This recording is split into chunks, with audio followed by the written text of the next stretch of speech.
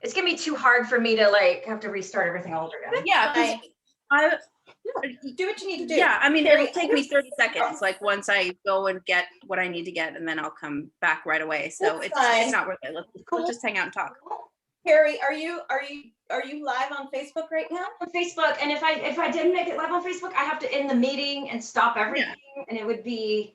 Yeah, no. I don't see it. So it should be on Carrie Bible or Carrie Bible Tour Guide. It should be. Yep. It's streaming.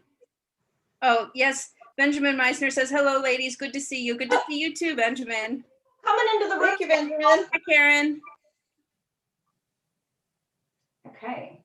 Benjamin, hello from Hollywood. So we're getting a few minutes late here at Hollywood Kitchen. So we're just going to chat with people and say hello for a few minutes as we're getting started. So welcome everybody. Thank you. Hi everybody. I'm still trying to find the stream myself. Just click on my name. It should be. No, we know, but it's not. So that's why I'm trying to figure it out. Technology makes me just want to rip my hair out some days. It really does. Yes, we know that we're live. Somebody is telling us that we're live. Thank you for the helpful comment. I'm the only one that can't do it. Yes, we irony. Just trying to figure things out, and it's not worth it to stop the video because it would just mess everything up. So. Yeah, and then I have to like get on the other side of my kitchen to get to the computer. It's a whole thing. So, yes. So, should we do the introductions, Lara? And then if you have to step away, and then we'll wait. Sure. Okay. Yeah, perfect. So, welcome to another episode of Hollywood Kitchen. I'm very excited. Today's episode, we are going to make Judy Holliday's baked stuffed tomatoes, and this recipe comes to us from Paul Dennis's Celebrity Cookbook from 1952. And I have to give a huge shout out to Jenny Hamilton in the UK of Silver Screen Suppers. She is the source of this recipe. So thank you, Jenny, and you are indeed very awesome. And I've got two terrific guests today. Joining me is return guest, Lara Gabrielle. She was also on the Katharine Hepburn Brownie episode. She is a film history expert, a writer, and biographer of Marion Davies, Captain of My Soul, the definitive Marion Davies biography, which is coming out in 2022. So I'm so thrilled to have you here today.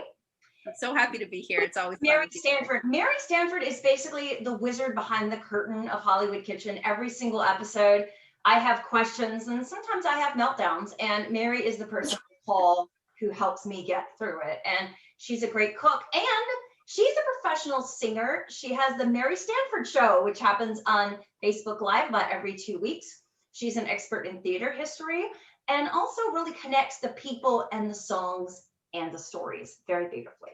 And both of these ladies love Judy Holliday. And so we are just so excited to get to make her recipe, chat about her. And this is the 100-year anniversary of her birth. So that is also pretty awesome as well.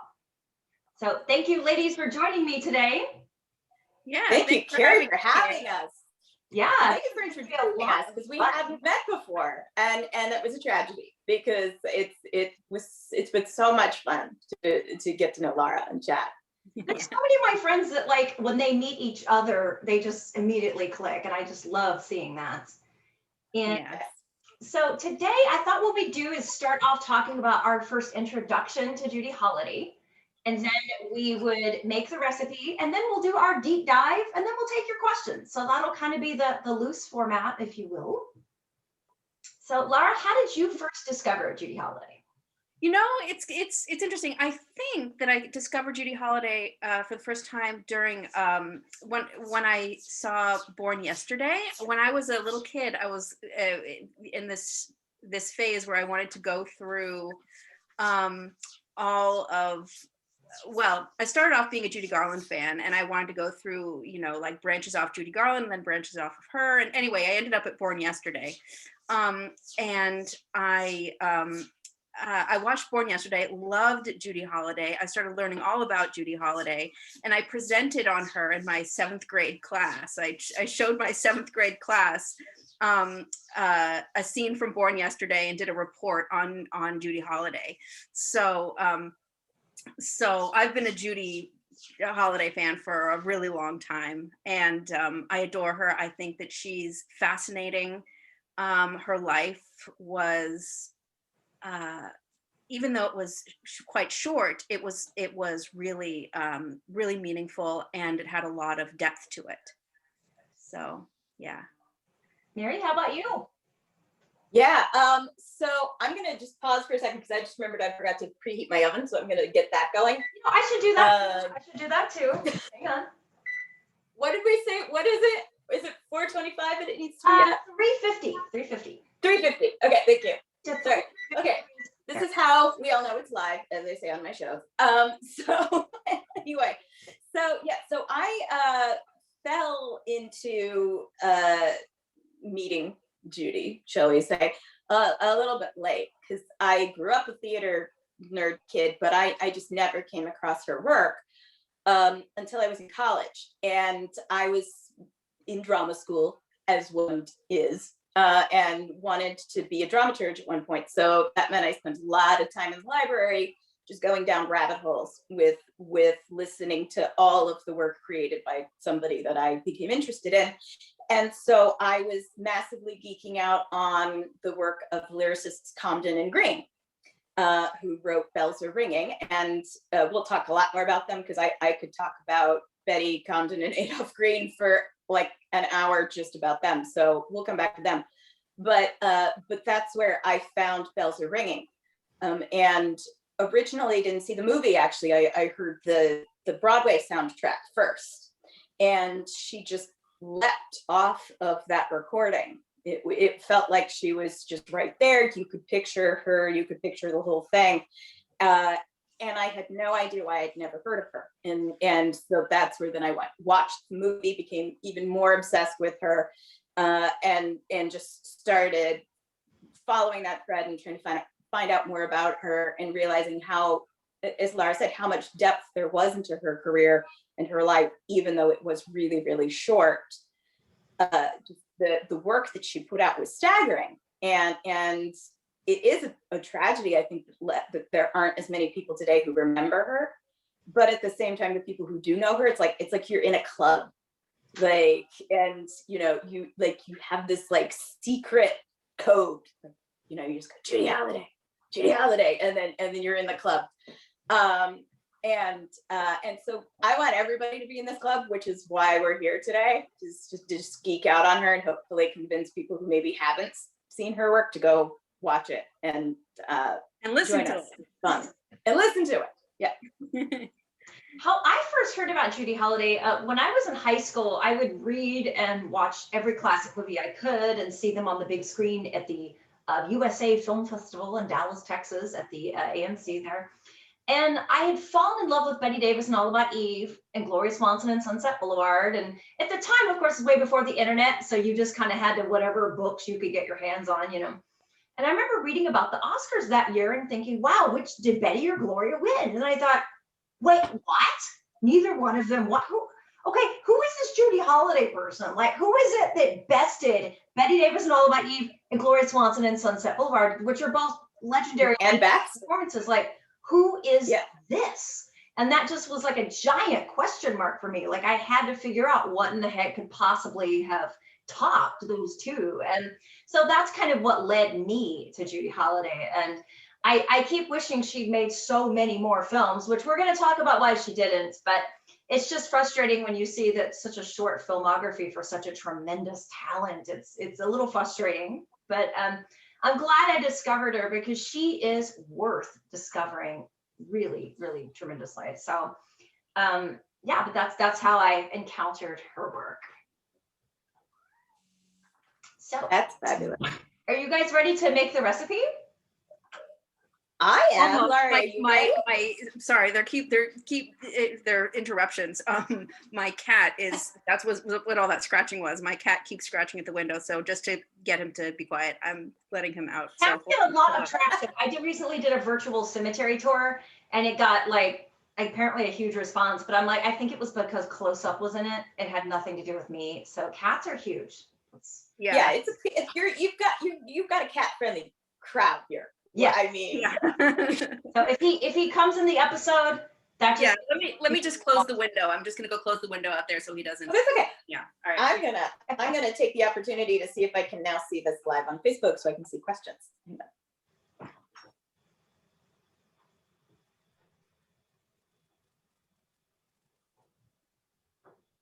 I still can't. My Facebook is broken.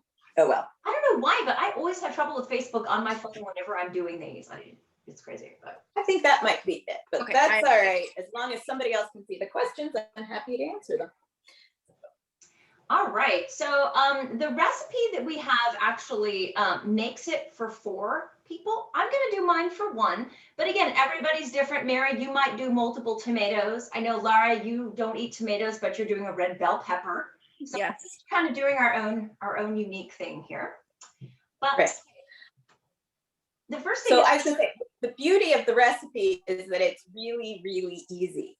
And it's actually more of like a technique than a recipe if you think about it. And so Carrie's going to be doing, the side dish version, which is using full-size tomatoes. I'm actually going to just do a version that makes it more like an appetizer that you don't need to use utensils for. We're going to talk about a couple different ways that you can kind of change things at different points in the recipe too as we go. And so we just thought that would be really fun to kind of give you all options. Yeah, in picking the recipes for the show, in addition to picking stars that I love and fabulous guests, I always try to find stuff that's fairly easy to make, especially at my level, and also that's fun, that people would watch and go, wow, I'd like to make that, or wow, that would be fun to eat at a party or something, as opposed to, wow, that's gross, what are you thinking? Which Lord knows I could do a lot of those too. But so we wash out the tomato and we slice it from stem. It says from stem, end, and scoop out centers. That's right. So what that's going to look like, we went over this last night, Carrie, but basically for people watching at home. So you've got your end of the tomato that has the little stem on it, and you're just going to slice that off a little bit. Doesn't need to be much because you want it to be sort of like that. You can make it flat. That's how you know you've done it right. And this gets messy, so sometimes you might want to do this over your sink. I've got a bowl here with a strainer. Yeah, and you're just going to take your little spoon. I'm using a teaspoon because I've got the small little tomatoes. A tablespoon might work. And you're just going to very carefully scoop out the inside, or I like to call them the tomato guts. And that's where having that strainer is helpful, because it'll bring the, see, it's very easy to break. It'll just sort of bring the tomato juice out of it. And then when you're done with it, you just put it upside down. You've got basically a little tomato cup. And so you're just going to put that upside down to keep draining out some of the juice that might be in there. And if you're using a bell pepper like me, you don't have to do anything. You just cut the top off. And I cut the middle so that it looks nice. So when we put the ingredients in, you can see all the ingredients. Here's a shot of my scooped out tomato right here. Perfect. All right, let me do this one too. I've already prepped, since I'm doing a number of tomatoes, I've already prepped a bunch of them. So I just wanted to do a couple here so that people see what we're doing. Okay. Chop centers and put aside to be used in stuffing. So I'm going to take a knife and kind of cut out the center of the tomato guts. Yes, exactly. So you're going to just scoop it out. I like using fingers, kind of give it a little squeeze to get some more of that juice out. And then just put that on your cutting board and just chop it up roughly. It doesn't have to be perfect. It's a super forgiving recipe that way. I like forgiving recipes. Yeah. My oven is now banging, so if you hear banging, that's what that is. And then we're just going to put it in. So I already chopped up the tomato pulp from the other tomatoes that I prepped. Let me move some things aside here. Pull this out here. Okay. All right. Melt in saucepan, add onions, and cook until soft. So Carrie, though, before we do that, let's talk about breadcrumbs. Very good. yeah, so you bought breadcrumbs, right, at the store. And that is fine. Hang on one second. I have to wipe tomatoes off. I made mine. I bought a baguette and just chopped it up and made little croutons with it. Perfect. Exactly. So that's what I was going to show people how to do, how to make their own breadcrumbs, because it's really easy. And so if people don't know, we could just give them a quick tutorial on that. Because in a recipe like this one, you don't need a lot of breadcrumbs. So buying them at the store is certainly fine. But this is just something that you can do that's a little bit more economical, because you can use up whatever bread you have that's going stale. And then you can also use whatever bread you like and really change the flavor of that recipe. So I'm using sourdough. So this is just a couple pieces of sourdough bread that we had that were left over at the end of the loaf. And I popped them into the oven for, I don't know, 5 minutes, maybe 325, just to dry them out. And so if you have a little food processor like this, it makes it very easy. So hold your ears if you have sensitive ears. We will rely on the Zoom noise cancellation to do its job here. Does Zoom have noise cancellation? I didn't even do that. Yes, it does. Ooh, That's one of the things that's one of the reasons I don't use Zoom for my shows, is because it makes it really hard. It cancels all of your background track. All right, here we go. Oh, wow. That's so cool. I learn something new every single episode. I honestly do. I had no idea it did that. I could stare at stuff like that like all day. I am very easily hypnotized by things like that. Needs just a little bit more. Here we go. Okay. So Krista says that she's also allergic to tomatoes, so she's doing bell peppers as well. Excellent. So, Excellent. yeah. So I'm glad to find somebody else who doesn't do tomatoes. Hey. All right, so I didn't get it completely chopped, but it's fine. We all have different health issues, different allergies. So I'm not a purist in terms of following things by the letter. I say personalize it to what works for you. Yeah. Absolutely. Absolutely. All right, let me just move these little croutony parts that didn't quite work, which I will throw in my salad later.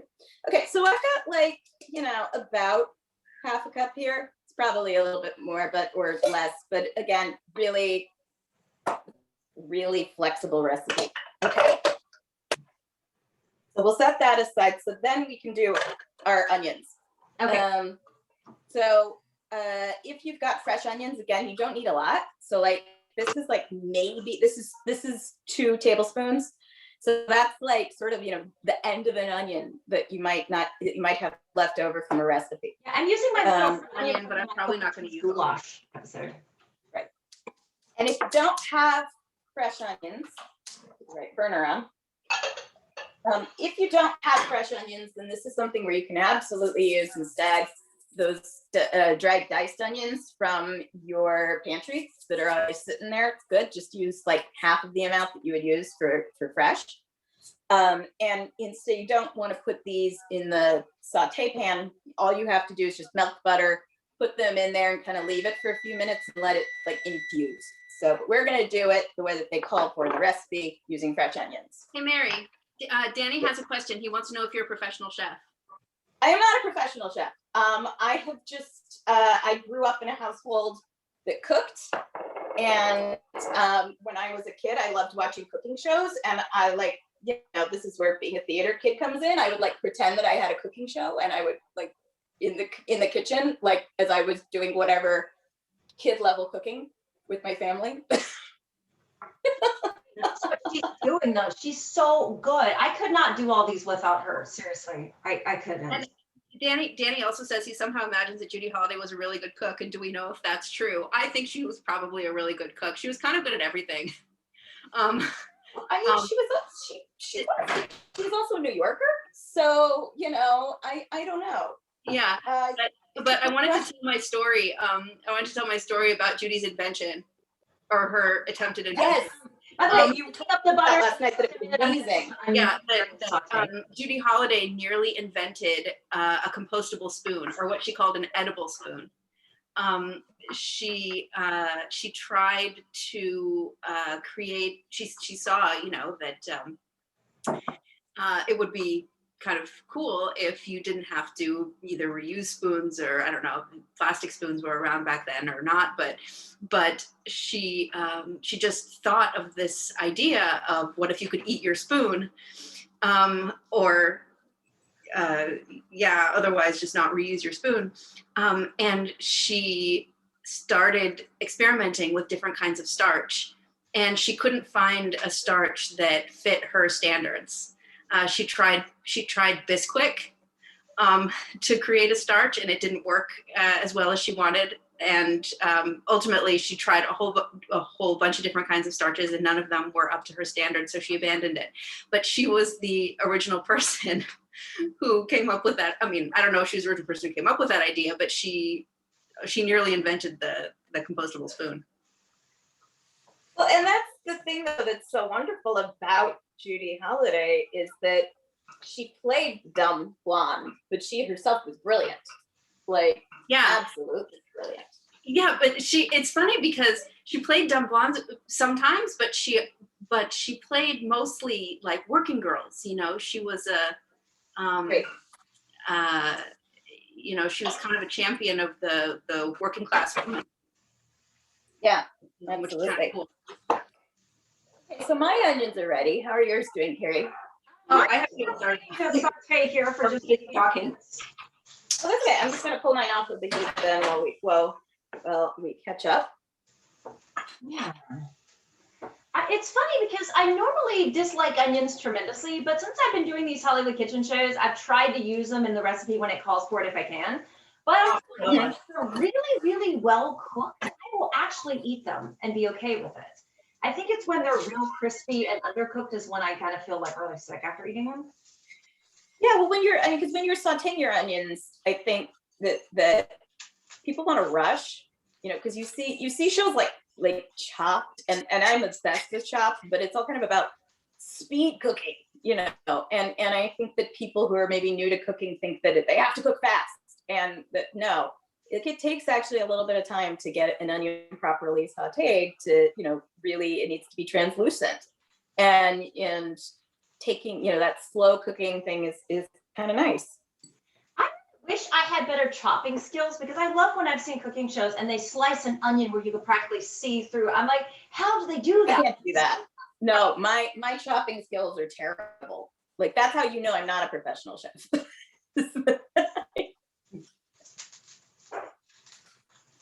Yeah, I love onions. It's a little brown, so I think the onion. Oh yeah, that's fine. They didn't need to be really brown. I mean, just translucent. So that's good. That's perfect. Yeah, this is what it's looking like right now. So good. Looks good. Yeah. So okay, so you're gonna just basically take everything and throw it together. So you've got your breadcrumbs, you've got cheese. The original recipe called for less breadcrumbs than we're using. So we recommend like half a cup. And the original recipe was for a whole cup of shredded American cheese. I think American cheese is an insult to cheese. So instead, I'm using half a cup of sharp cheddar. So you can use whatever kind of cheese you like, though. I also have cheddar. Put that in there. Give everything a little stir, and then you're going to add a little bit of pepper just to taste. And if you're using unsalted butter, add some salt. If you're using salted butter, skip this. Or if there's a reason that you can't eat salt, just leave it out. Doesn't matter. And then you're just going to take your onions and the butter together and just push that all in there. Okay, when do we put in the tomato? Oh, you're right. Sitting right in front of me. You're also going to add in the tomato pulp that you have sitting to the side. And by the way, I will be publishing this recipe, or posting it rather, on HollywoodKitchenShow.com. It will be up later today, so you can see the recipe if you'd like to make this as well. There we go. And you just give it a good stir. Okay. We talked about, I actually like using my hands for this kind of thing. And it's just, it makes me feel a little bit like a kid playing with Play-Doh. And if you have it, Krista this is said a that good- she watched Born Yesterday. Was Born Yesterday on TCM earlier? TCM at 9 this morning. Yeah. Awesome. Oh, that's so funny. Perfect. They've been showing a lot of her movies lately, actually. Yeah, because even Yeah, before they're showing a lot of Judy Holliday. we decided to do this episode, I was going through my DVR the other night and I had It Should Happen to You and Bell for Ringing already recorded. I'm like, well, how great is that? Yeah. So then what you're going to do is, you're just going to stuff, as it says, stuff your tomatoes. So you just take a little handful and just put it in there. It can be messy. Don't pack it in too tightly because then it becomes harder to eat it. So just toss it in. And it's going to go everywhere on your counter. We'll clean it up later. The other nice thing about these is you can make them ahead of time and just like put them in your fridge. Cover it up and put them in your fridge and just pull it out when you're ready to serve your guests. Leftover, so I'm just gonna put that in my little casserole dish. Absolutely. That's what I do. Sometimes I'll just sort of ball it up and throw it in there. And you get some bread and cheese. And who doesn't love that? I'm sorry, what, Lara? Sorry, Laura, what? I think I made way too much Well, that's okay though. for my Like, little then- yeah. That's fine. But I need to make sure I get the onions in there. Oh, there's my oven. All right, ladies, and let me know when you're ready to put this in the oven. It's gonna take me just a little bit longer than you because I've got more. Yeah. But I love the idea of this as an appetizer too, because you could just, those are little ones, you can just pop right in your mouth at a party. Right? Exactly. Actually, you know what, Carrie? You can go ahead and put yours in the oven because it's larger. It's gonna take a little bit longer than mine to cook. Okay. Well, this is what it looks like right now, and I'm gonna put it in the oven. It said 20 to 25 minutes on the recipe, Mary. What do you think? I would say do 20 and check it at that point and see how it's doing, and then let it keep going until it's just browned on the top.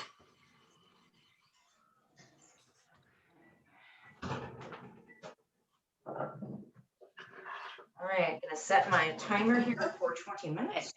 Okay, mine is in the oven for 20 minutes. Perfect.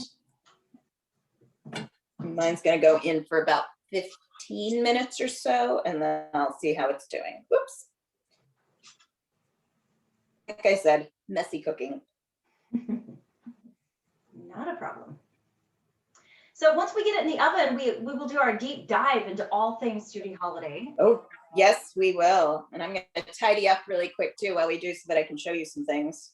Excellent. Yes, you have some pieces of memorabilia from Judy's career. I do.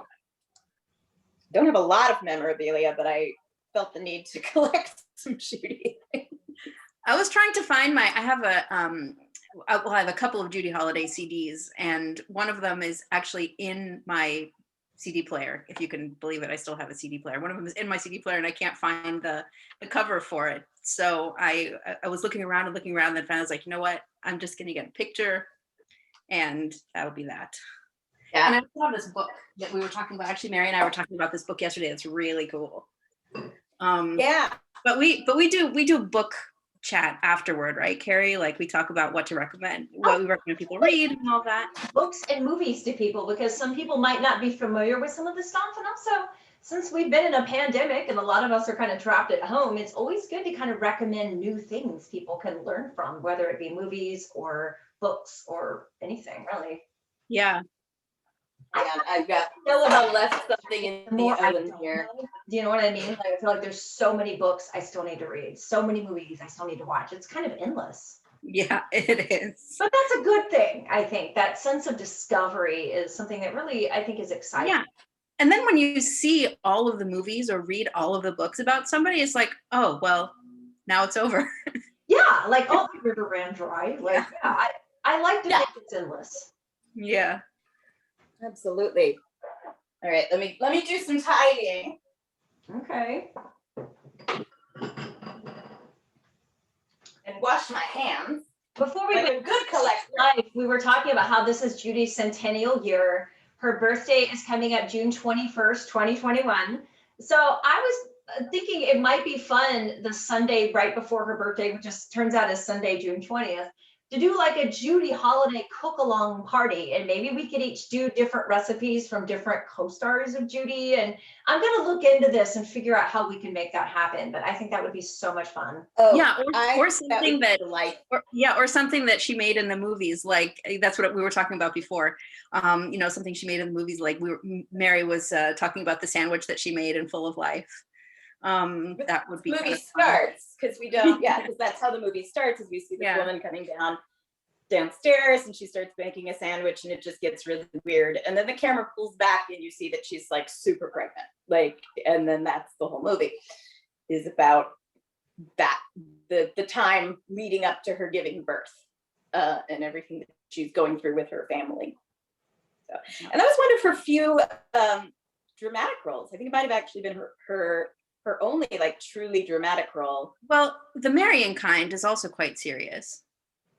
It's serious, but it's more like, when I don't want to spoil it for anybody who hasn't seen it, you know, but like The Marrying Kind, I feel like you feel like you're gonna, like, you're not in that serious of a movie, and then when the serious thing happens, it's a gut punch because you're not expecting it. And that's so true to life, that when something tragic happens, we never expect it. There's not warning. Like, and that's one of the things I love about that movie. Yeah, I really like that movie. I wish more people would see that movie, because I wish it were more accessible. It's shown sometimes it's shown sometimes on TCM, but I think it should be shown more. It's really, really interesting. Is it available? So I probably shouldn't say this, but you can watch it on YouTube. Yeah. Is the full movie on YouTube? Yeah. For free? Yeah, I mean, it's got like subtitles from some, you know, like Russian or something. I don't know, but so I probably shouldn't have said that, but I did. Okay, so, you know, just make sure, people, that you're not, you know, if you can pay to watch it, pay to watch it. Like, you know, do your best to find it. Okay.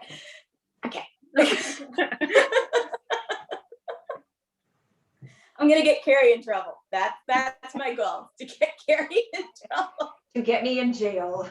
But, you know, I think though we're film history fans here, and just to take a little side trip, there's so many films that we do want to see that you can't see, and I hope that the studios that own the rights to these movies see that there is an audience that would pay for these things if they allowed us to watch them. I happily pay for a streaming service that lets me watch these. Ruth says, wait a second. Ruth says, I have not seen this movie. Ruth, which movie haven't you seen? Are you talking about The Marrying Kind? Oh, yes. Okay. She says, I'm going to YouTube to see the movie. Yeah. I find it for pay first. Yeah. Yeah, it's really good. Criterion. I always try to, yeah, and I can, because I feel like I got to put my money where my mouth is, you know? Yeah. Of course. Yeah, there is some stuff that is just sometimes you can't. Otherwise. Exactly. So let's look at some of the things I brought, and we can then, you know, we'll talk more about Judy Holliday's career as our things are going. I forgot to put the timer on because I get easily distracted. Okay. So what do I have? So I have a few little fun things here to show. So let's start with some lobby cards. So my lobby cards are not in the best condition, but I still love them. And so we'll just start with Born Yesterday, which is the film that she won the Oscar for. And I love this pantsuit so much. It is like the greatest pantsuit in history, pantsuits. And I'm gonna say pantsuit one more time because I don't think I said it enough. But I love this. I would wear this. I would just wear this like all the time. And it's Jean-Louis designed the costumes for this, designed a lot of the costumes. And I think my understanding is that when she was doing this film and a lot of her films, she was physically uncomfortable because she was voluptuous. She was 5'7". She was 5'7". Yeah. There you go. So that was fairly tall for the time, you know, but she was, you know, she just wasn't built tiny. Yeah, yeah, she's And a good girl. so, yeah. And Harry Cohn, head of Columbia at the time, thought she was fat. And so she was put onto a very restricted diet. That's one of the reasons I think that she didn't do a lot of movies, is that she wanted to enjoy her life and she was absolutely starving. So Lara was telling a story, I think last night, about the photographer. Were you telling that story, or was I remembering that from somewhere else? Where they were trying to get a photo of her looking sexy, and she couldn't do it. And she told the photographer, "Hey, tell me what you ate." Yes, exactly. She said, tell me, tell me what you ate for lunch today. And he was telling her, oh, I ate a steak, I ate, this and that. And her mouth was watering. Yeah, and that's how they got the photo of her looking very sexy. She's like, yeah.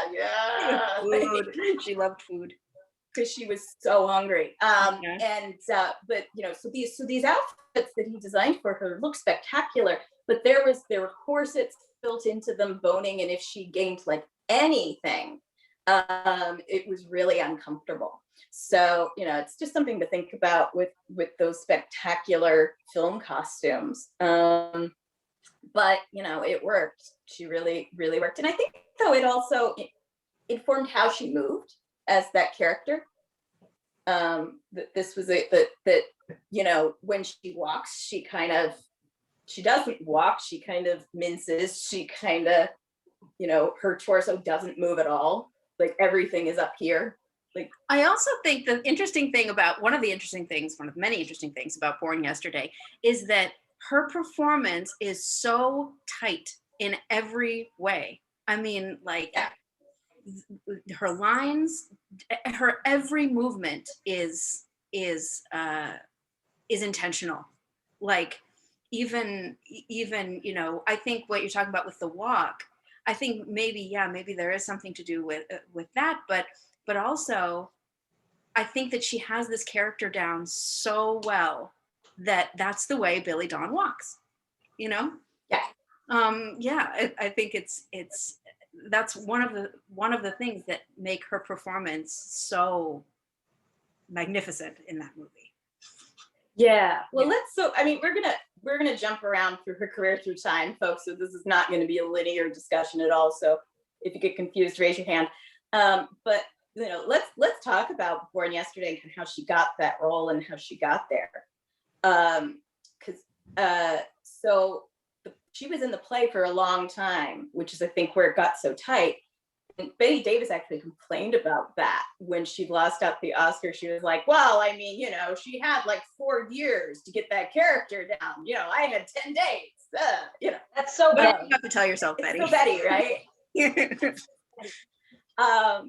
But it is so very different going from Broadway, especially if you're so used to doing a role night after night, 8 performances a week, and it's just in you. And then you have to change it for a new medium and bring things down and shift.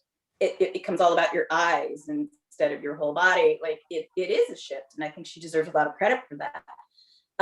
But she wasn't originally going to be in that play. So Judy had been in a play. The name of it is escaping me. It didn't actually last very long. It was like a 3-month run. But she was a supporting role, but she had gotten an award for it, and in the precursor to the Tonys, which didn't exist at that time. And so her name was known, but the show closed. And Born Yesterday was in tryouts out of town in Philadelphia, and Jean Arthur, the star, had to pull out of the show at the last minute. Now there's debate as to whether she was actually ill, which is what the story was, or whether it just wasn't working for her in the role. I wasn't there. I don't know. Jean Arthur was a fine actress, so I'm gonna go give her the benefit of the doubt and say she was ill. But anyway, the point is that they needed somebody to come in who could just come in and knock that role out of the park.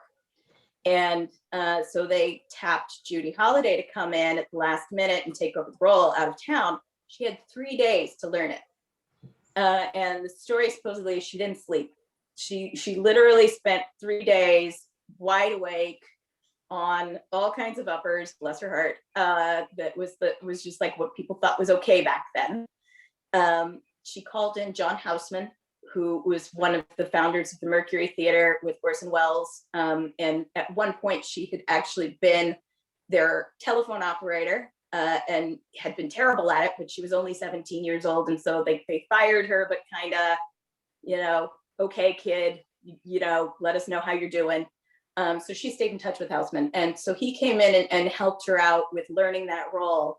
And then she went on and was spectacular in it. And then opened on Broadway and became a huge success in that role. And it's such a tour de force role that if you're committed to it like she was, I think that you could just fly with it. She did. And she intentionally stayed with it for a long time because she knew it was going to get picked up and made into a movie. And she thought if she really owned that role, that was her role, that there might be a chance that she could stay with it when the film was made. And that wasn't gonna happen because Harry Cohn wanted Rita Hayworth to do that role. Which would have been really weird. It would have been really weird. I know. I think so bizarre. I think Hayworth is a good actress, and I think that she would have found her own way into it. But she's a fabulous really actress. Different. Yeah, but it would I have been a really different character. Pieces, but yeah, no, this was Judy Holliday's. Yeah, and so Rita Hayworth, though, didn't want to do the movie because she decided to go get married to Ali Khan and be an actual princess. And so thank you for doing that, Rita Hayworth. But Harry Cohn even then wasn't convinced that Judy Holliday should do it. And so, Lara, you were telling the story about Adam's Rib, and I think you should take over and tell that story because you tell it so well about how they turned that into the world's greatest audition. Yeah, well, Judy Holliday was cast in Adam's Rib with Katharine Hepburn and Spencer Tracy, as sort of a let's see how Judy Holliday does on screen type of thing. And Katharine Hepburn and Garson Kanin and Spencer Tracy and all of these other people who, So really Garson Kanin is the author of, as the screenwriter of Adam's Rib, but also the playwright of Born Yesterday. Thank you. Yes. And they all, sort of got together and said, let's get Judy Holliday into the movies. Let's get her this part in the Born Yesterday movie that's going to be made. So, Katharine Hepburn, you can see it in Adam's Rib. Whenever Katharine Hepburn has a scene with Judy Holliday, she backs way off of the scene and lets Judy just do what she does. And Katharine Hepburn, of course, will say her lines in the movie, but they're always kind of monotone. They're not very. They're designed to help Judy rather than to call any attention to herself. And this was all part of the plan. And in the middle of filming Adam's Rib, Katharine Hepburn went and planted a bunch of stories in the papers, saying, can you believe this Judy Holliday? She's stealing the scene from me. She's stealing this entire movie away from me. So all of that publicity really helped get Judy Holliday's name out there, and she ended up getting the role. And she's so good in Adam's Rib too. I mean, even without having, of course, Adam's Rib was just a movie, so she didn't have the kind of time to spend with the character that she did with Born Yesterday. But Adam's Rib is so tight. Her performance in Adam's Rib is just spectacularly brilliant. She's essentially playing Billy Dawn, in a way, in Adam's Rib. And but a variation, like a much more dramatic version of it. Even though Adam's Rib isn't really a drama, like there's a lot. It's a much more naturalistic version of that character. Yeah, although it's the same. She has the same kind of voice, the same kind of mannerisms, the same, and it's so clear that this was kind of an audition, for what she was about to go do. And Katharine Hepburn helped her with it. And well, they all did. They all helped her with it. But Katharine Hepburn, planted those stories, which is just it speaks volumes about how much Judy Holliday was respected, and how generous Katharine Hepburn was. Yeah, and I think that's a through line in a lot of her things too, is that people loved working with her. Yeah, they really genuinely liked her. Like she works with the same people over and over again. She, we're going to talk more about her relationship with Compton and Green in a little bit when we do get into Bells Are Ringing, and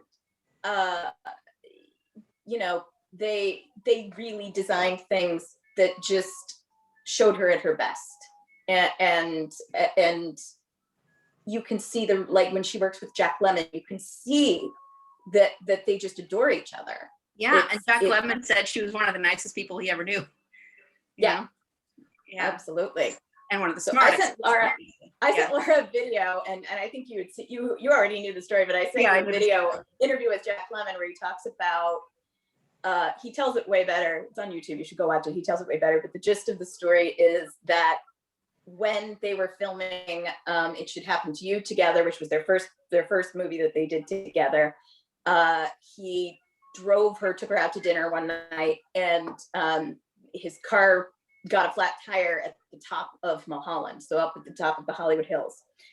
And he didn't really know the town, so he thought he could like walk down to a gas station somewhere and get help. And people from Los Angeles are laughing because they know that that's like 5 miles, like in the dark, and so he came back to the car realizing that idea wasn't going to work. And by the time he got back, she had already changed the tire all by herself. Which is so awesome. So yeah, she's telling me this is right. Ready. Yeah, It Should Happen to You is so interesting too, because it was Jack Lemmon. Jack Lemmon had done like bit parts, I think, before that, but this was his first movie. It Should Happen to You was his first movie as a leading man, and so Judy kind of did the same thing with him as Katharine Hepburn had done with her.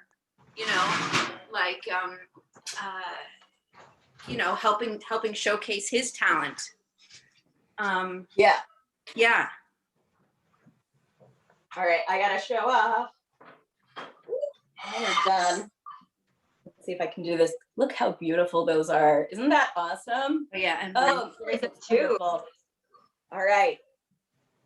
Shall we eat while we talk about some other stuff? Actually, I'm not gonna, because I've still got my stuff out, and I don't want to mess anything up here. I'll eat later. Okay.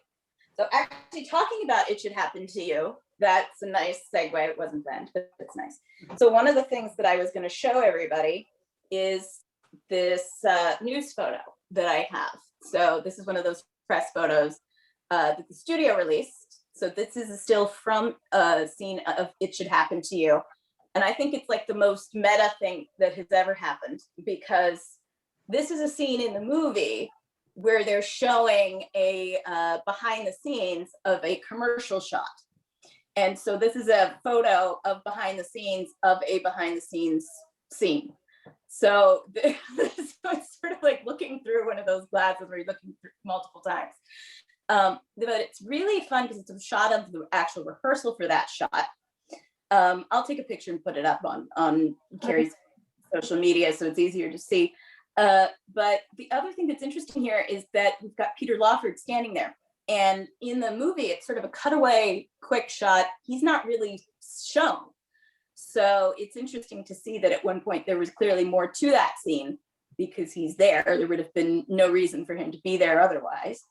And then the other thing that's fun, when we look at the back, I'll read what it says. So we've got the stamp saying that it came from Columbia, but they taped on what the description of the line should say. It says, "Nothing private.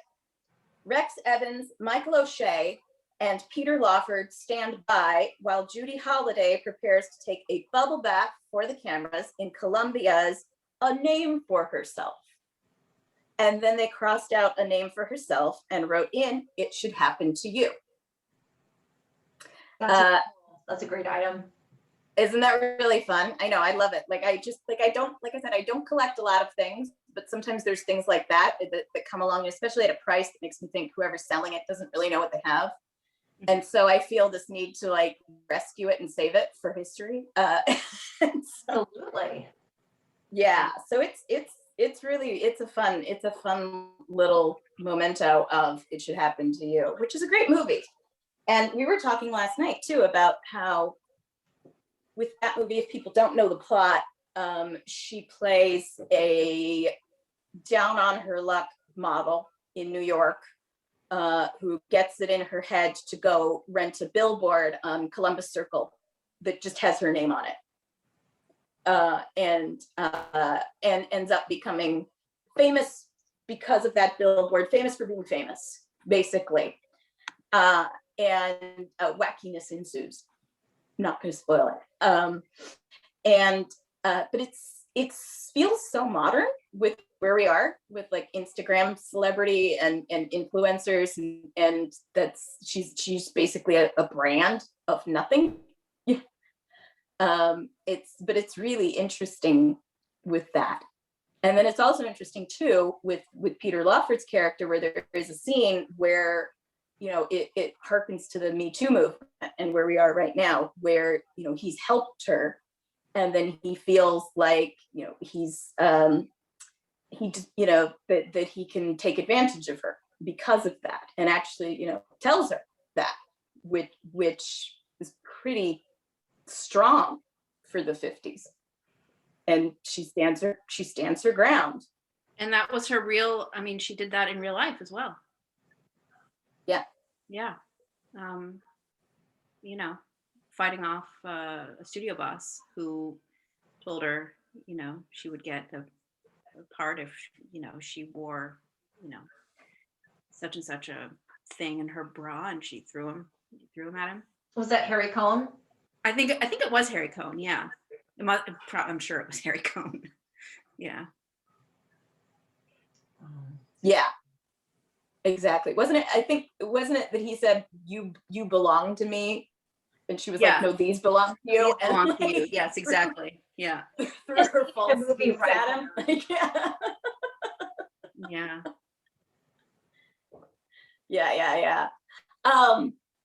So I guess, well, since we're talking about her being her strong-willed, should we maybe jump to talking about the McCarthy era? Are we ready to go there? Yes. And Sure. we can come back to some happier things. Yeah. I wrote a blog post. I can share the blog post with everybody. Yes, it's a wonderful blog post. Please do. It sums it up. Oh, you read it. Oh, that's nice. I have read it. Yes. I meant to tell you that last night, but when I was researching this, I saw it and I was like, yeah. So good. Oh, thank you. Okay, so I'm gonna get it and I'll put it in the Facebook chat. And I'll put it on the page for Hollywood Kitchen too after the episode. Okay. But I think this is a very interesting chapter in Judy's life and in America's life, and we definitely need to talk about that. We really do. Yeah. All right, so take us back, ladies. How did Judy get caught in these crosshairs of the communist witch hunt? Do you want to start, Mary, or do you want me to start? Well, we'll take together. How about that? Okay. So she was actually kind of born into a family where she had family members who were actually communists. They were very liberal, progressive family, and that those were the values she was raised with.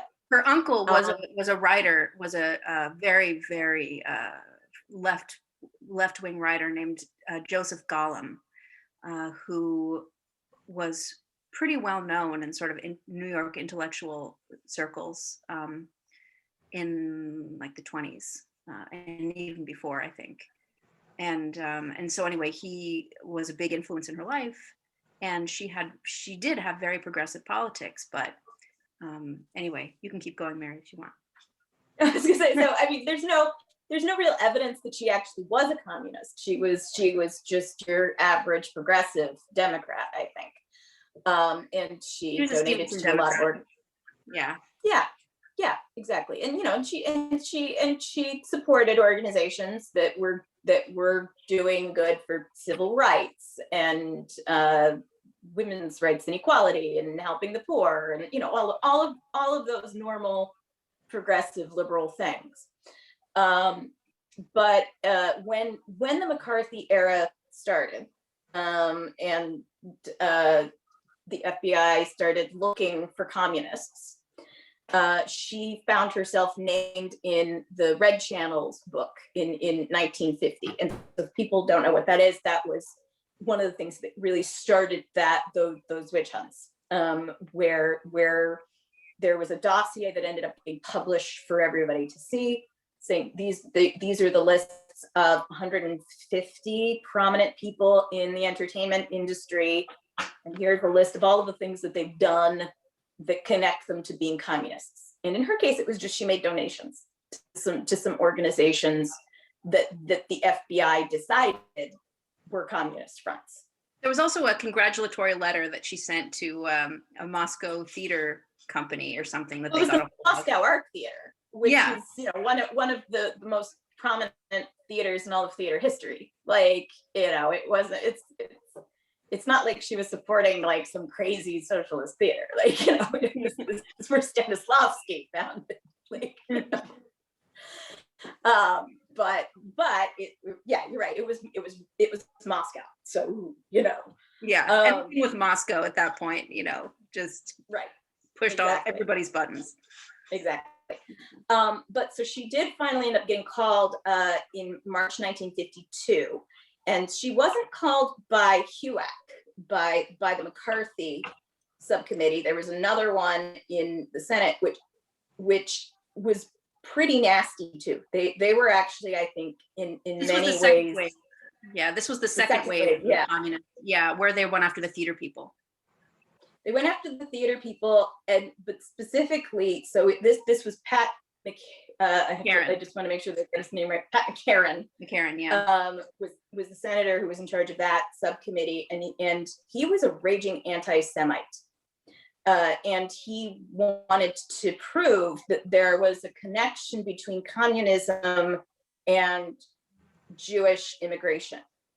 And he was trying to show that if they let Jews into the United States, they would end up being taken over by communists. And so he wanted to use this in order to pass legislation limiting Jewish immigration, and in some cases deporting Jewish people who were here.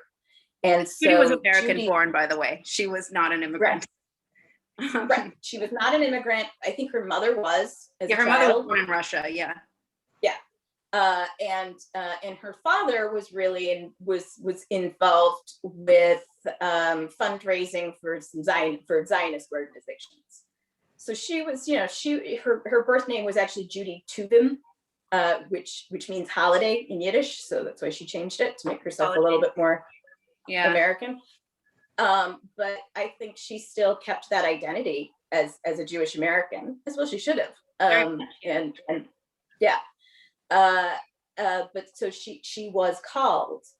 And the brilliant thing though that she did is she was advised by her lawyer, who is obviously a genius, to go in and play the dumb blonde character.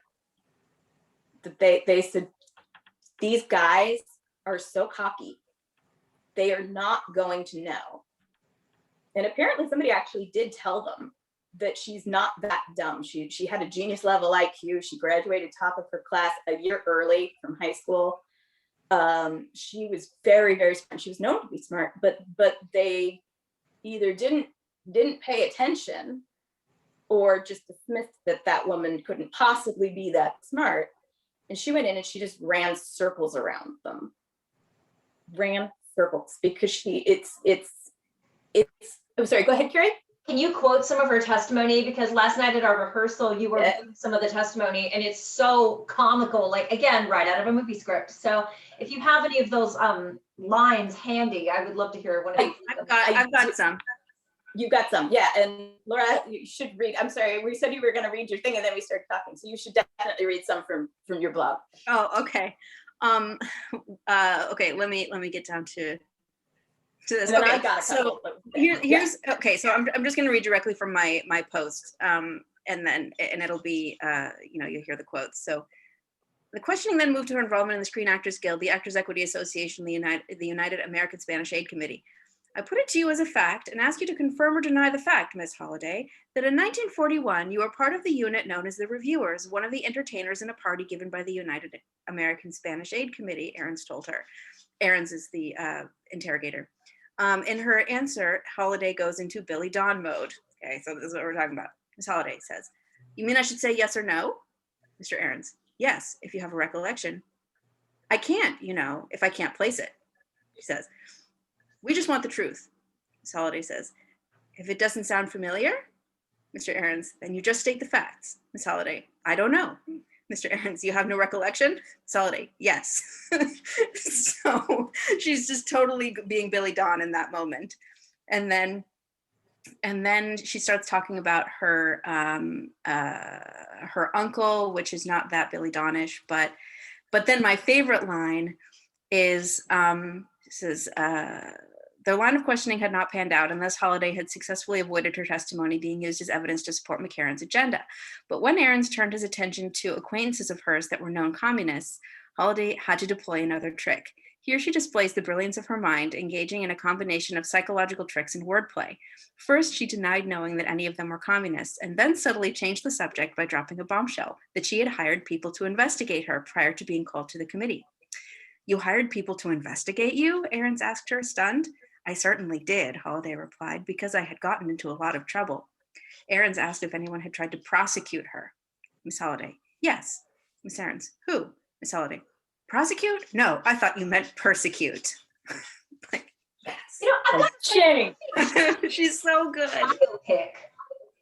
Yeah. No, it seems And like she was great. She was great with words, like she was an expert at word puzzles and crossword puzzles. And this picture that I have here, she's doing a double cross stick, which is like a crossword puzzle on steroids. She was just really into, and she did them to pass the time on the sets. She was just brilliant. I mean, her mind was really special. there seem to be so many scenes in her life that seem like they were lifted right out of one of her movies, Well, before the pandemic, they were talking about there was going to be a biopic that was in development, and they cast Annalee Ashford in it. Who the theater fans among us would probably go, yes, Annalee Ashford, yes, because she's a Broadway person, has very similar kind of quality. And I was like, I am 100% there for that, but it just seems to have evaporated from the headlines. So I don't know what happened with that project. Hopefully it'll come back after the pandemic. The stage musical about Judy's life, it just seems like it lends itself to that treatment. Yeah, I know. Yeah. So there was a play produced. There was a play called Smart Blonde in 2019. I think there's a script online, if I recall correctly. Yeah, you can buy the script. Yeah. So you can buy, okay, because I thought it was like free online or something, but no, but you can buy like the sort of Samuel French edition of the script. Oh, okay. Yeah. I remember seeing parts of it, or maybe I saw like parts of it performed. I think maybe that was it. Yeah. After the testimony, did that really slow her career down, or was she able to kind of pick it back up right at the same pace? Well, this was 1952. Mm-hmm. She went into Bells Are Ringing shortly after this. So, and then she won a Tony for that. So I think that ultimately it didn't really have that much of an effect, but it could have. I mean, if she had I think it was actually her, no, sorry, I didn't mean to interrupt you, but I think that her career did slow down before she was actually called. That's true. Yeah, it did before she was called, but then after she was cleared, it's still like television was still like I don't know, but Broadway was like, come on back, you're fine. So many Broadway people had gotten swept up in it. It was, and Hollywood too, I think was okay because so one of the things she talked about, I want to read a couple things too from her testimony, but one of the things that she made sure to mention in her testimony was that It Should Happen to You was being picketed by Catholic Veterans of America.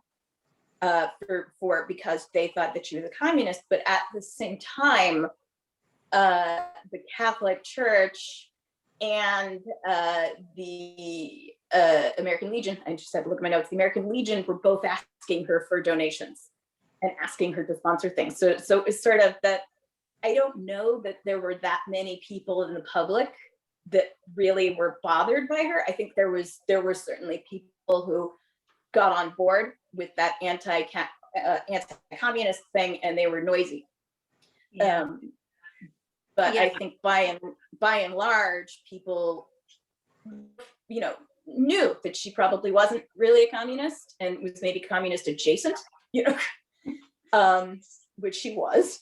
But there's a couple things that I wanted to just call out again with her, how she just took what they were saying and turned it on its head.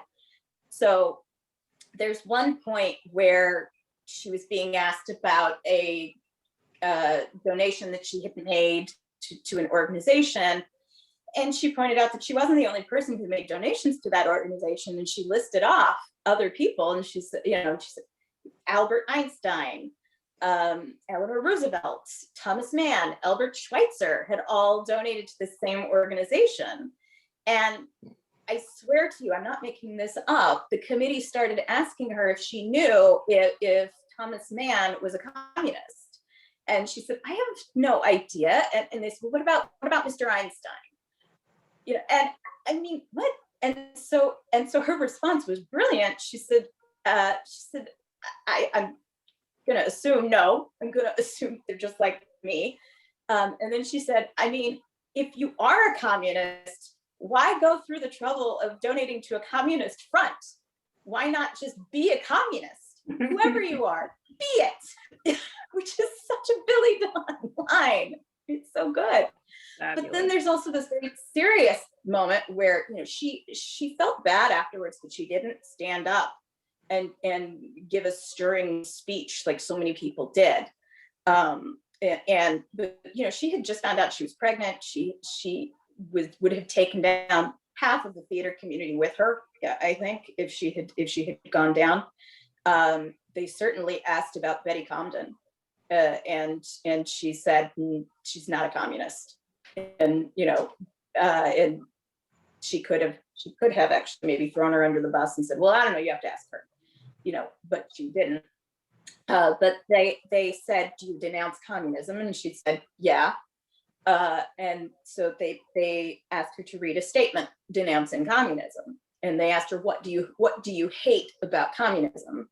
And I think her answer could really apply to what they were doing to her in the hearings and doing to so many people. Because she said, I hate the idea that you are dictated to in what should be the freedom of your own life, that you are told how to think and what to think, and that you are policed in your thoughts. Yeah.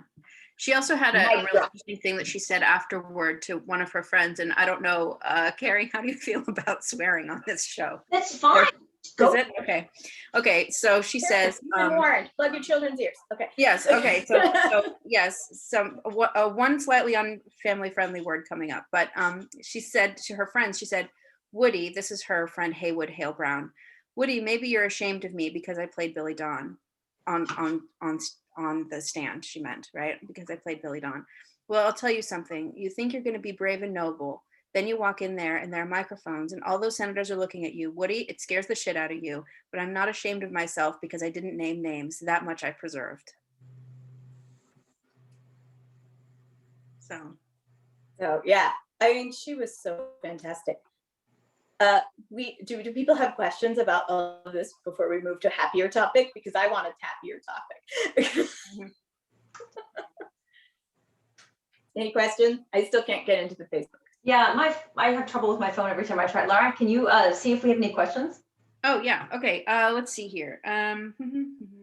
Oh, so Benjamin asks, what do you ladies think? Did the movie biz at the time, was it able to capture her talent, or was she more a stage person? I think I know she was more of a stage person. She didn't like Hollywood. That was one of the reasons why she didn't make a lot of movies, because she wanted to stay in New York. She didn't like, she would come out to Hollywood to make a movie and then just go back to New York. Yeah, So yeah, I I think think that they captured it, but maybe not as much, like not all the way. yeah, I think that Maybe she wasn't really 75%. interested in it being captured so much. She wasn't that interested in having the movies I've be. seen interviews with people talking about Judy Garland, and they always say the movies never fully captured the power of what she could do live. And Oh yeah, no, because she was under so much control. I mean, we could talk about Judy Garland all day, but you know, she was under so much control in the movies in every way. And then when she was live, she could just be herself. And it's probably the same thing with Judy Holliday as well. I mean, I think she just had a reverence for the stage and what the stage could communicate that she felt the movies couldn't.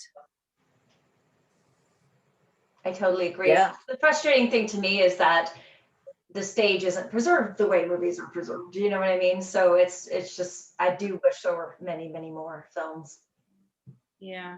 What was her first stage performance in her first movie? Her first stage performance was in a movie called in a play called Kiss Me Some More. Okay, sorry, not Kiss Me Some More. Sorry, Kiss Them For Me. That's the name of the play I was trying to remember. Yes, Thank you. Kiss Them For Me. And yeah, she won a small award for that. She thought she had total imposter syndrome. It wasn't small though. It was the precursor to the Tony. It wasn't a small award.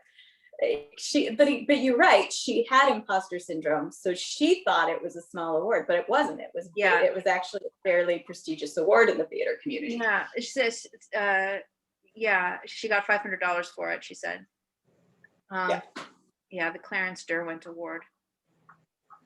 So that's $500 in late 40s money. True. Yes. I don't have an inflation calendar handy, or a calculator rather, but I'd love to see how much. We can find out. Let's see. West Egg. Look that up. My handy West Egg inflation calculator. Yeah, was that like 1945, 46? I think it was. Let's see. I'm looking at this article I have that's really great. Let me see. When was that? Hang on, I think I've got it in my little notes down here. Okay. 45. 45. That sounds right. Okay. So 1945 money. This is what nerds do for fun, everybody. Yes. Behold the nerds. Dictionary to all of you. So, okay, yeah. So $500 in 1945 was $7,307 in today's. Well, that's nothing to sneeze at. Hey. Yeah, nothing to sneeze at. Yeah, exactly. And at the time, she was very, very poor. So this seems like a good opportunity to talk about kind of this other chapter that we haven't even opened up yet, which is her relationship with Comden and Green and the reviewers, who you mentioned got brought up in her testimony. So let's backtrack. Let's backtrack in Judy's story. And we're going to land at the end of her career, but just take this journey with us, people. So after she graduated high school, she graduated, like we said, top of her class a year early. She applied to Yale Drama School, and they wouldn't take her because they said she was too young. And so they basically said, take a year. She went and worked for the Mercury Theater, got fired because she couldn't make the telephone switchboard work right. And then she got sick. And so she went with her mother, took a vacation up to a summer camp in the Poconos. And so if you saw like the last season of Mrs. Maisel, where they all go to the summer camp and there's entertainment, where like you've seen Dirty Dancing, where there's the summer camp and there's the entertainment. That's the kind of camp that it was. And that was really central to the sort of New York middle class Jewish experience at that time. Like that was what everyone did. They left, and there was a lot of that was where it was called Borscht Belt. That you had a lot of young performers who got their start performing in those summer camps. And so at the camp she went to, Adolph Green was in charge of putting on all of the plays and entertainment there. And so she just volunteered as his assistant basically for the whole summer, and painted scenery and helped him carry things and I don't know, whatever it was. And he said she was just so dedicated, and she was, and he just completely fell in love with her. Whatever needed doing, she did. So, you know, I just keep thinking of like the Dirty Dancing scene. I just keep wanting to say Judy Holliday carried a watermelon. I think I'm the only person who found that funny, but she carried a watermelon. Anyway, but they went back to New York and they stayed in touch, and they kind of kept talking about what, you know, could they maybe do something together? And so they were batting around this idea of maybe doing some sort of nightclub act, because that was a thing, and whatever. And Judy got them in at the Village Vanguard. And there's a lot of stories that we've talked about. The biographies about Judy Holliday aren't really well researched. And so there's a lot of myths about this story, this part of the story. Don't believe them. The reality is very, very simple. She was a regular there. She ended up in a rainstorm without an umbrella right by the Village Vanguard, and figured she could just go in there and wait it out. And so while she was in there, she was chatting with the owner of the club, which was sort of this little beatnik club. And his name was Max Gordon. And she was telling him that she and her friend Adolph were talking about this idea and whatever. And he said, well, why don't you put something together, come in here and perform. By the way, can I jump in here for a second? Before anybody asks, it's not that Max Gordon. It's a different Max Gordon. It's a different Max Gordon. Yes, thank you. Yes. This is the Max Gordon who I know about first. Like, that's what I got very confused, because I knew this Max Gordon as like a theater nerd. So that's where I got confused the other way. But yeah. So, but you know, so he invited them to just start trying things out there, and he was really supportive, even though they sucked at first. So they weren't that good. But they started writing their own material, and that's where we ended up with the writing team of Comden and Green. They started writing their own material because they were too poor to afford anybody else's material, and it wasn't really working for them anyway. So they did sketches and songs and you know, comedy bits, and just whatever worked, and they experimented, and their careers kind of took off in the New York nightclub circuit. And they ended up coming out to, and I should mention another member of the reviewers. So he called up other people, including Betty Comden, and his roommate at the time, who became their accompanist, whose name was Lenny Bernstein. So Leonard Bernstein was their accompanist, and apparently even to the end of his life could still play their material from memory at parties, and did frequently when other members of the reviewers were there, which I think is charming. So they went to Hollywood because they got an offer to play a nightclub act in a movie about a nightclub. They weren't very savvy about the business, though, and so when they came in, but they got on the train thinking they had a movie, and by the time they arrived in Hollywood, the movie had been canceled, and they didn't have a contract. So they ended up here without anything to do, with the exception of Lenny, who stayed in New York because he had gotten a very prominent job as the assistant director of the New York Philharmonic. And he had been tapped to write a musical, to write a ballet, which was about 3 sailors on shore leave in New York, which may sound somewhat familiar to people who are fans of musical theater. And the reviewers nothing quite worked for them here in Los Angeles. And so that's where they decided they were going to split and go their separate ways. Judy Holliday stayed here and tried to made a few small movies. And the others went back to New York. And that's where I like to joke that she inadvertently changed the face of American musical theater, because Betty and Adolph had nothing better to do. And Leonard Bernstein knew it. And so he was involved with trying to take that ballet and turn it into a musical, which was called On the Town. And so he brought them in to collaborate on it. I'm gonna stop geeking out right there because I could talk about On the Town for like another hour, and our show is already quite long. But there's a book that I really recommend if people want to do deep dive into Compton and Green. Let me make sure I got it right. It's called They Made Us Happy. It's by Andy Propst, Propst. And it's fantastic. So you should just go read that and geek out to your heart's content about Compton and Green. But oh, sorry, were you still going, Mary? Oh no, I could go forever. That's not what you're gonna say. Okay, I was just going to address a question. Somebody had a question about. So Monique asked, "Kiss Them for Me" was made into a movie with Jane Mansfield. Why not Judy? So it was like 10 years later. Yeah. Yeah. Well, 12 years later. Yeah.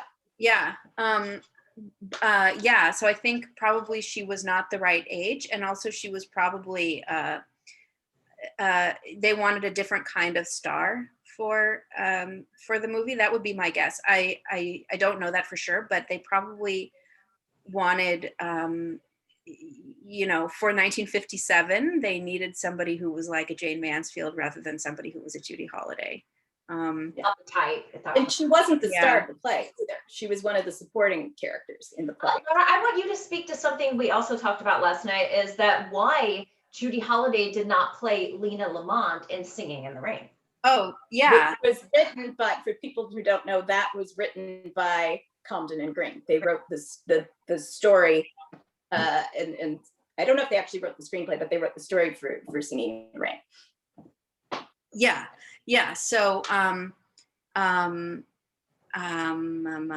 yeah. So, should I tell that story? Yeah, tell that story. Please. Yeah. So, obviously, Betty Comden and Adolph Green knew Judy Holliday really well from their days in the Reviewers, and they remained very close throughout their mutual times in Hollywood and in New York.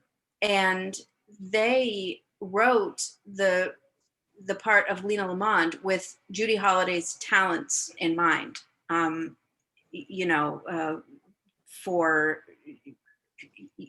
can sort of see it. We can talk also about the links that Judy Holliday and Jean Hagen have in their careers. Jean Hagen was the understudy for Born Yesterday. They were in Adam's Rib together. And then, of course, there's Lena Lamont, who was actually written with Judy Holliday in mind, and then, of course, starred Jean Hagen. So, but the reason that they felt that they hesitated to cast Judy Holliday, and they ultimately decided not to, was because they felt that Judy, knowing her so well, was a very sensitive and was a very sensitive person, and had some anxieties and insecurities, and they felt that this role of Lena Lamont was too much for her. It would trigger her anxieties trying to play a character like this. She was sort of too gentle and sensitive to play a character like that, so they cast Jean Hagen instead. And I think they were right, because I was thinking about that after you said that last night when we were talking. Like, I think that one of the things that was so beautiful about Judy Holliday is that she always found the humanity in her characters. Mm-hmm. And I think that with Lena, if you made Lena too human, like if she's horrible and she has to be horrible. And she's kind of, if you felt bad for her, then like suddenly you would think that Gene Kelly's character was a jerk. Yeah, that's a good point. That's a really good point. Now, Mary, you have an incredible program from when Judy Holliday was on Broadway. Yes. So can you share that with us? I was going to say, so we are now coming to one of my favorite musicals of all time, Bells Are Ringing. So I have some of these movie posters from Bells Are Ringing that I wanted to show, with just scenes from the movie version, and they're so good. It's just everybody's faces. No, go ahead, Carrie. Love fashion and film as much as we all do. That is a terrific fashion movie. Costumes by Walter Plunkett, and the dresses and the sets, all of that is just absolutely gorgeous. It's a great costume film. It's a great movie, and if you're a Dean Martin fan, like, it's one of his best performances too. Like, He's so perfect in it. So I have that, but yes, I also have this really awesome treasure from the Broadway production. Let me get that out.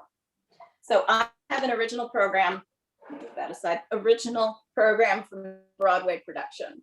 And there's just so much in here. If you're a theater history nerd, there's just so many treasures. So the first thing that's just really cool about it is that it's so obvious that Judy is the draw for this. Like, nobody else is even mentioned on the cover. It's just her. And when you get into it and you look at the program, it's the Theater Guild presents Judy Holliday in. Bells are ringing, and then listed in much smaller font, Like 8 point. like much smaller font. Is it a new musical with book and lyrics by Betty Comden and Adolph Green, music by Julie Stein, entire production directed by Jerome Robbins? Then it lists the entire rest of the cast. You know what I think it's also, you know what that speaks to, I think, as well, is the power of having an Oscar winner in your Broadway show. I mean, yeah. So the carryover from movies to Broadway was evident. Absolutely. Yeah. And sales. Yeah. I'm gonna show some more pictures here. So it's just this 2-page spread all about her and her career as it was at that point. And that's a sexy photo. So I like to think she was thinking about a nice juicy steak or something when that photo was taken. She was probably. I'm sure she was. Just thinking about food. And then everybody else kind of gets, you know, half of the space talking about all of their career achievements, which were quite large. I mean, you know, Jerome Robbins, no slouch. Now this was before he did West Side Story, but I mean, he was definitely a big name at that point. The other fun thing is there's this whole 2-page spread about their rehearsals. And I'm sure the photos are very staged. Nobody rehearses in color coordinating outfits. But other than that, like, you do get the sense that this is maybe truly was a rehearsal that they just had a photographer coming into, because her hair's not really done. Her makeup's not great. Like, she's obviously working.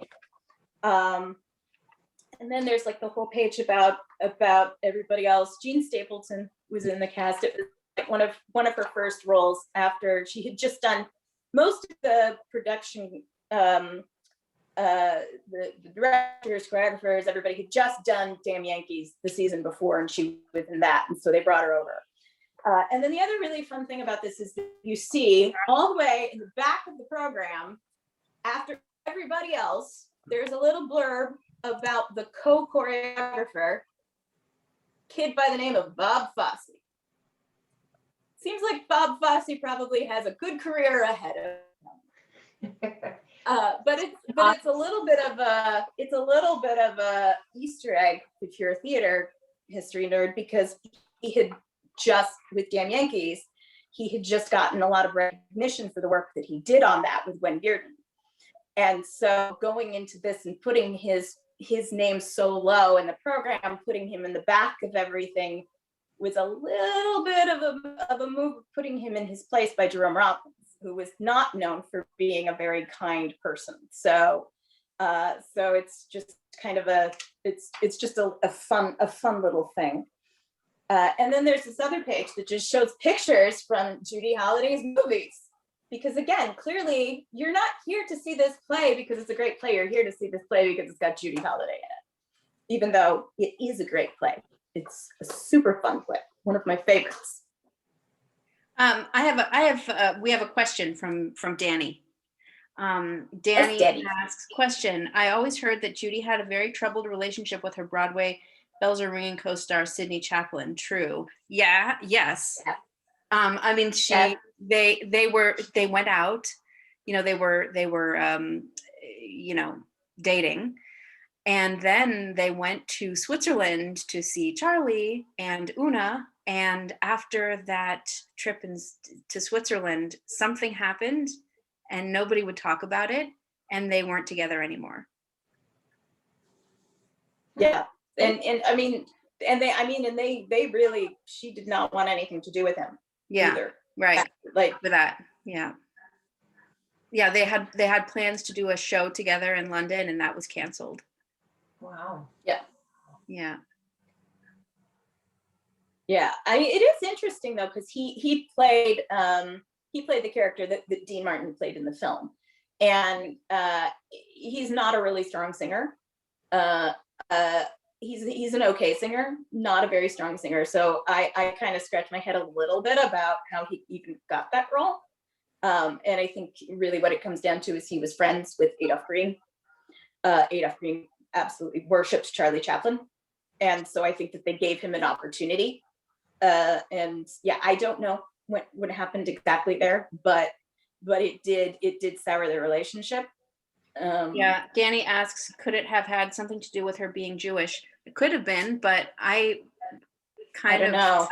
I wouldn't think that Charlie being Charlie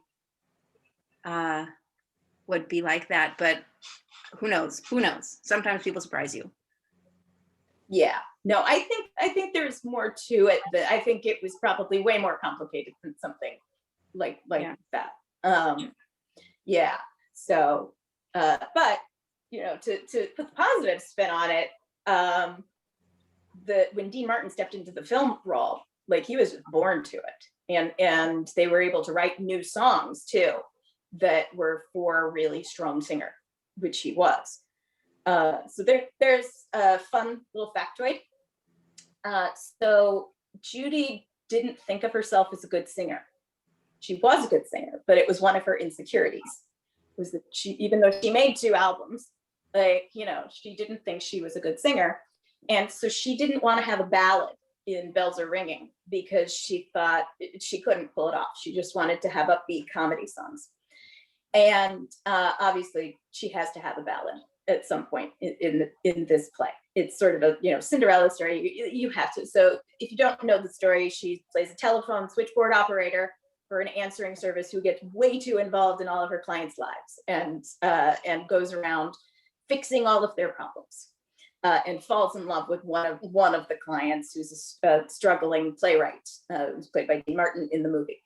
And it's just an excuse for her to do all sorts of crazy voices and play different kinds of characters, and it's really, really fun. But she didn't want to have a ballad, but you need a ballad at some point. And so Compton and Green, knowing her very well, told Julie Stein, the composer, she loves to sing harmonies. So tell her that you're going to teach her the harmony to a song, and you're going to slow it down and teach it to her. And so he did that for a couple of weeks, until she finally said, "Is this a song?" Like, she finally caught on to what was going on, and she was really mad because he said, "Yeah, no, you got a ballad and you just learned it and you sing it really beautifully, so it's in the show."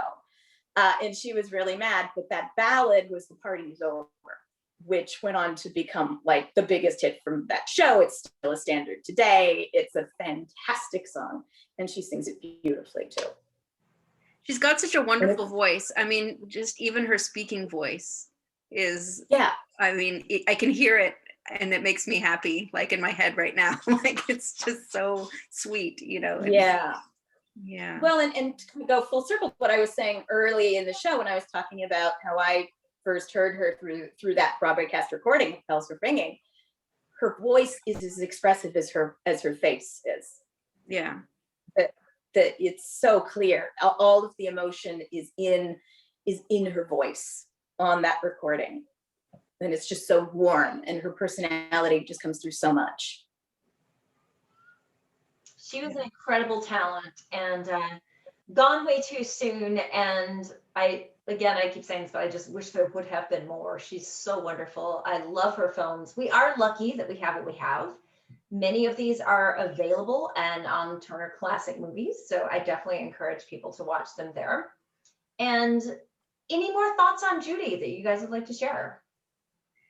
If you haven't seen her movies or haven't seen many of her movies, you owe it to yourself. She's really a spectacular person. and gone way too soon, but her light shines brightly. Absolutely. Yeah, I second that. I think, if you're not familiar with Judy Holliday, go get familiar. Go watch these movies that we're talking about, because they're so wonderful and they'll just make you feel good. She will endear you. Really, yeah, she will endear herself to you immediately. And also, if you guys could, when we post this on Facebook, in the comments, maybe put links to the books if people want to read about Judy, what books you'd recommend. Yeah. And if they're available at Larry Edmunds, great. If they're available at other independent booksellers, that's always the best. But if Amazon's the only way to find them, then so be it. Yeah. I mean, we certainly can. But I will say that the two biographies that have been written about her, I find to be pretty gossipy. So, But you know what I find, read them, but with a large grain of salt. But you know what I think is probably the best thing is go find old magazine articles about her. Like there's this really wonderful, like 8 or 9 page spread in a Life magazine in 1951 that gives you a really nice picture of who she was. Yeah, it's before before bells are ringing, and before the later part of her career. She had just won the Oscar, and but it's a lovely little piece. I can put it in the chat. Oh, that'd be great. And I'd love to, if it's postable, I would love to post that. So it's postable. It's on Google Books. Google Books. Yeah, I'd love to read that too. Yeah. So. Yeah. Excellent. So ladies, this has been so much fun. This has been so much fun. Thank you, Carrie. Thank you both for joining me. And hopefully this summer, June 20th, we can have a Judy Holliday party, and we will figure out something somewhere to make to honor her, her life, her career, her legacy. Yes. And love it. Yeah. And then we can all say at the end of it, the party's over. It's all over, my friend. Thank you so much. And with that, nerd, I gotta break into song at some point. Thank you for tuning into Hollywood Kitchen, and stay tuned for more stars, more food, more fun in the weeks ahead. Yes. Bye-bye. Bye.